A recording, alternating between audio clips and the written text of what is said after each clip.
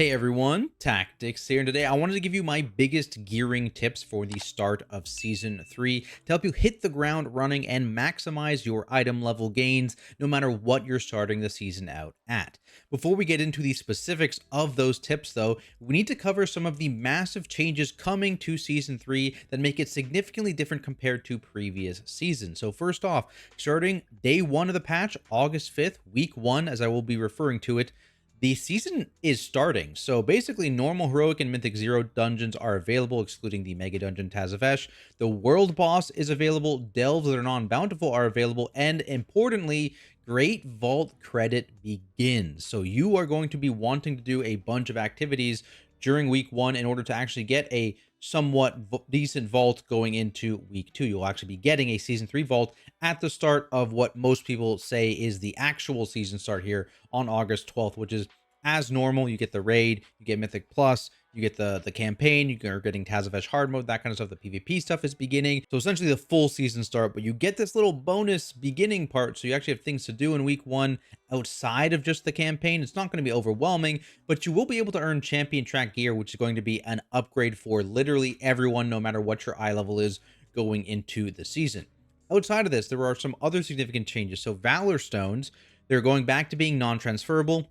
Boo. They also are not being reset. So if you're walking into the season with 2,000 Valor Stones, you are going to keep those Valor Stones and you're going to have 2,000 on launch. Now, that's not actually a huge gain because usually you're going to do a bunch of things that give Valor Stones before you actually spend any. But a change nonetheless. I don't know why Valor Stones still exist, but here we are.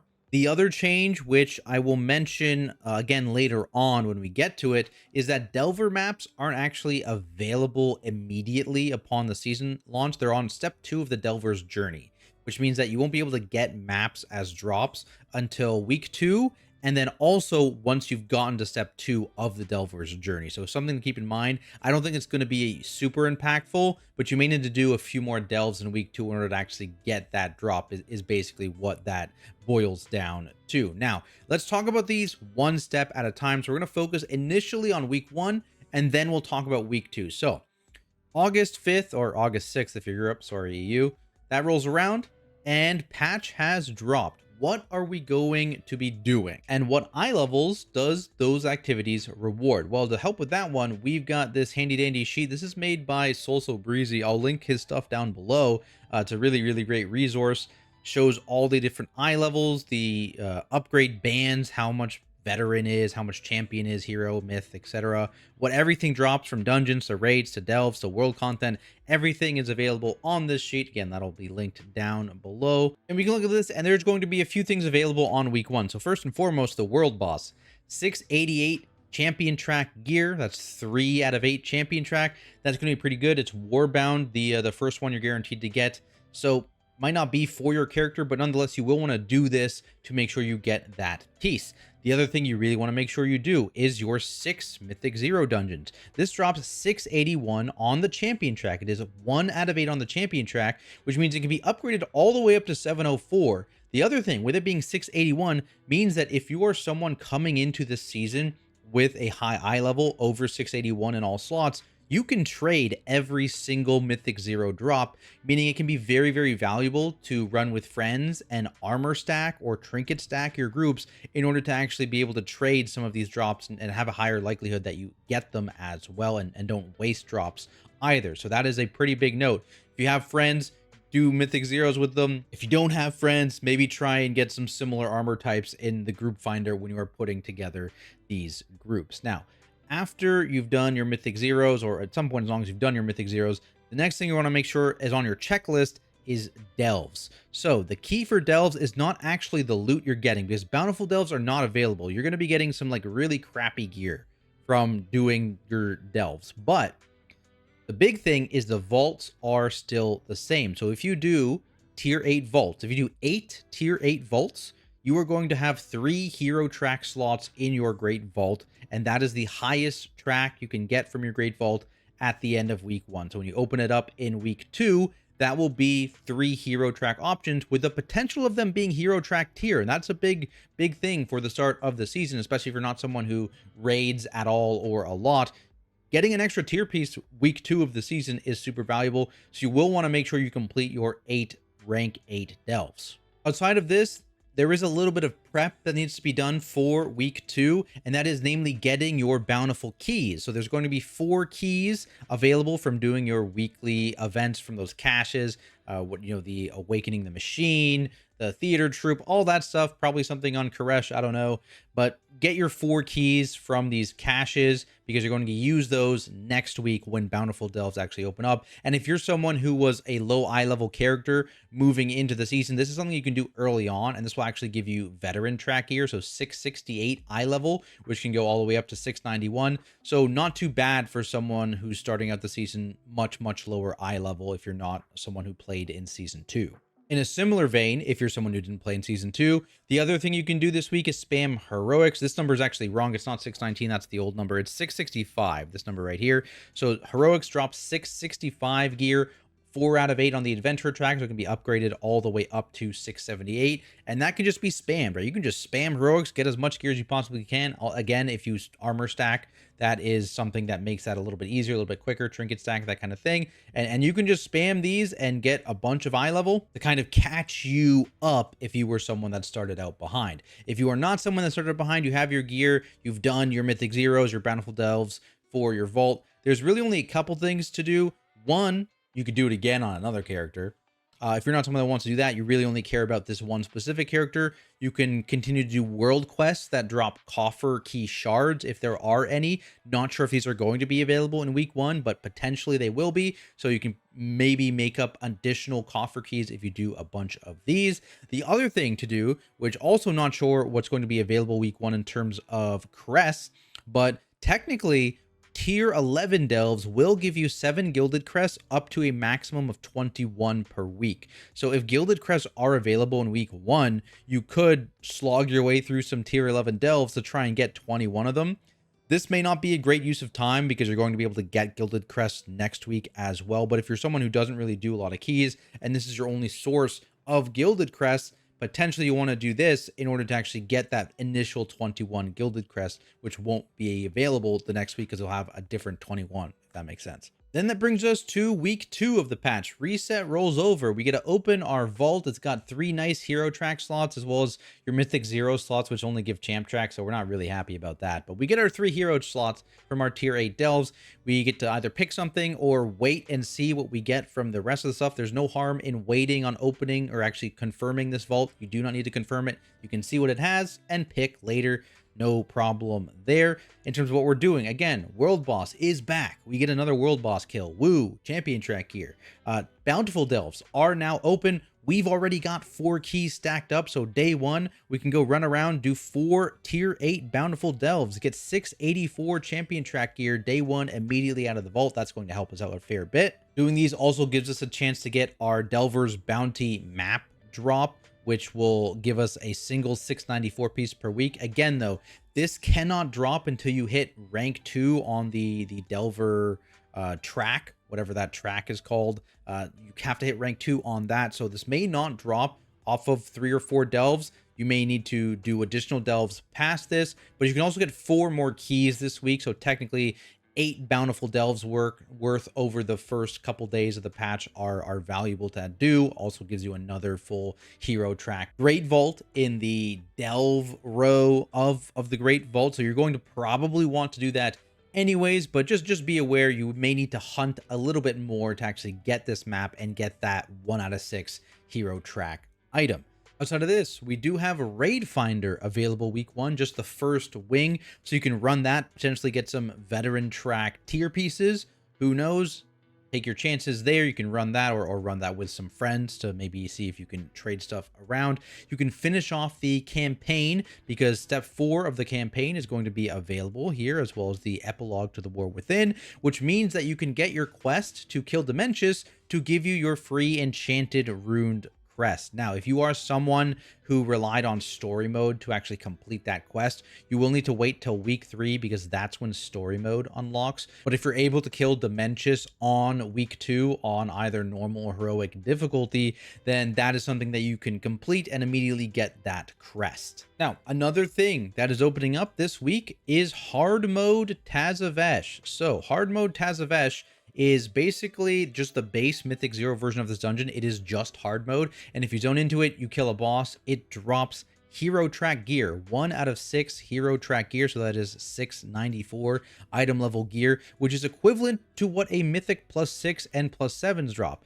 The other big thing is in the vault, it gives you a myth vault in the dungeon slot, so it will give you a 707 1 out of 6 myth item in your great vault by completing Tazavesh hard mode. So very valuable to do if you are someone who is either not going to be able to push keys up early on in the season, or you're just not really into the whole timed affix system that is Mythic Plus. Totally fair. It's still going to be a challenge, of course, and it does have some interesting achievements as well. There's a Deathless Run achievement, that kind of thing, but potentially something valuable to run early on with your friends for some pretty solid loot.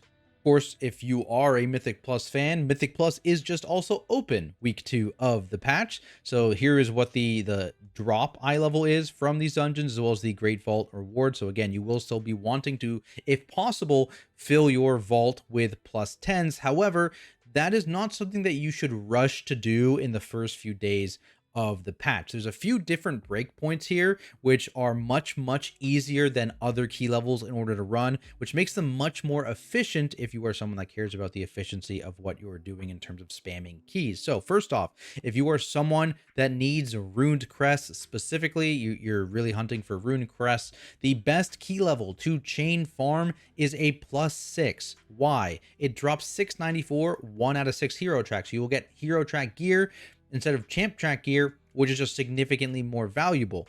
Also, on top of this, it drops the most amount of rune crests at 18 from +6s. So that's going to be giving you the most bang for your buck for your rune crests. Then, as an even bigger benefit, doing a +6 avoids both fortified and tyrannical. So if you're not really hunting for rune crests, but you're hunting for just the 1 out of 6 hero track gear, you're still better off spamming 6s because you dodge both fort and tyrannical. They just do not exist on the +6 key level. So that is the most efficient area to farm 1 out of 6 hero track gear, as well as runed crests. If you are someone looking to farm gilded crests, the best area to farm is +8s. Why +8s? Well, they give the exact same eye level as +9, 697 drop, which is a 2 out of 6 hero track item. They also give the exact same Great Vault, and so the only benefit of running a +9 over a +8 is that a +9 will give you 16 gildeds and a +8 will give you 14. Is that worth the extra key level of scaling? In my opinion, it is not, so I prefer 8s,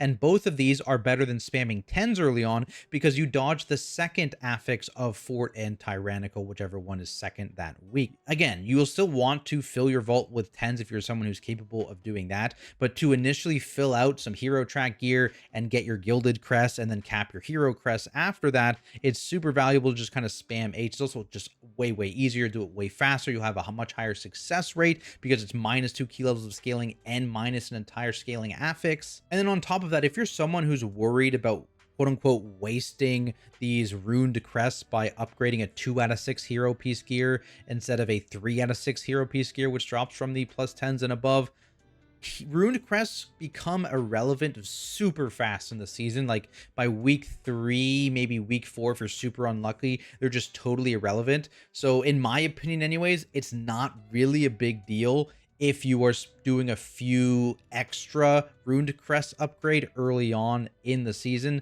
So having these 2 out of 6 hero piece gears, especially early on in the patch, is better, I think, than trying to slug your way through some 10s, maybe depleting, going down to a 9, taking like 45 minutes to do a key, when you could just slam some like 20-25 minute +8 keys and just, bang, get your crest, get a bunch of hero track gear, and that'll make your 10s easier. And you can do your 10s later on in the week once you've done your raid, once you've done some keys, you're a lot higher eye level. Maybe you have like your 2-piece bonus or something like that. And then 10s will be a lot easier at that point. Speaking of the raid there, of course, that's also going to be open if you're in a guild. You know, you're doing that with your guild whenever you have your set raid times. If you're not doing it with your guild, you can pug that as well. May be easier to pug this right away if you have high eye level going into the patch.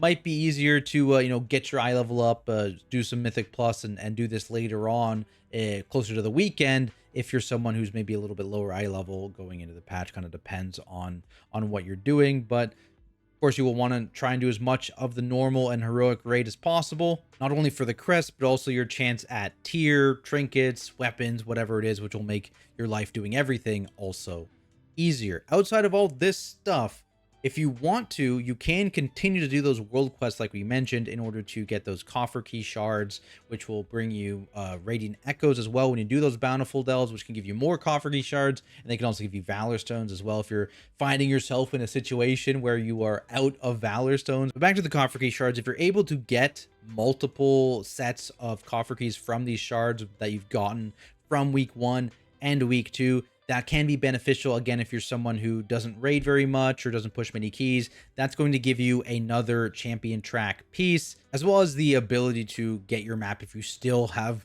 gone without your map for after doing 8 delves. But for, I think, people who are just going to be spamming Mythic Plus, you don't need to worry too much about these coffer key shards. After your 8 delves this week, 8 bountiful delves that is, that's probably most of the delves that you're going to do throughout the entire season, instead focusing on raid and Mythic Plus from that point forward. Now, there are a few other things I wanted to talk about just as like generic tips going into the season. So one, you are still going to be getting your bonus catalyst charge from either getting ahead of the curve or your 2K rating. So that is something to consider. You can have 2 catalyst charges once you get that initially, and then in week 3 I believe you might get your next one, though I am not 100% sure on that one. It might be week 4 depending on when they actually give you the first one, if that's on week 1 or on week 2.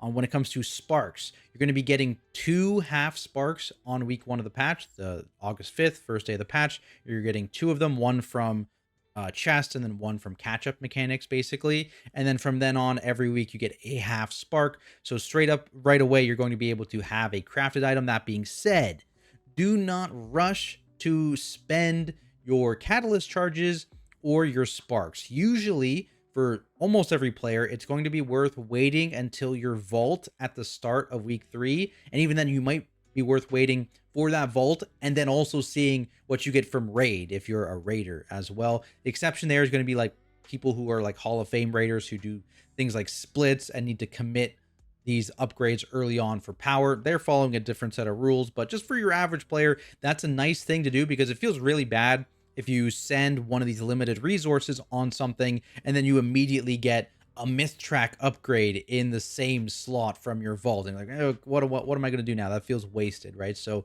be patient with these. Do not jump the gun. And in general too, when you are catalyzing early on in the season, you really want to avoid ever catalyzing anything below the hero track if you're able to avoid it. Obviously, again, if you're a solo player who's just delving, then you're probably going to have to catalyze some champion track stuff. But in general, catalyzing anything below hero track is a big no-no.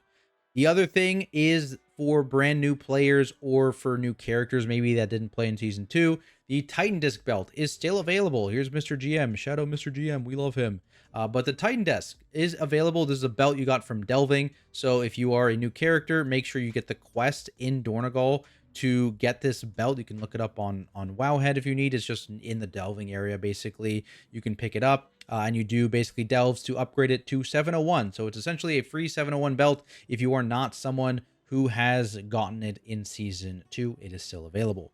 But there we have it, guys. That is it for my tips and tricks to help you gear up quickly in Season 3.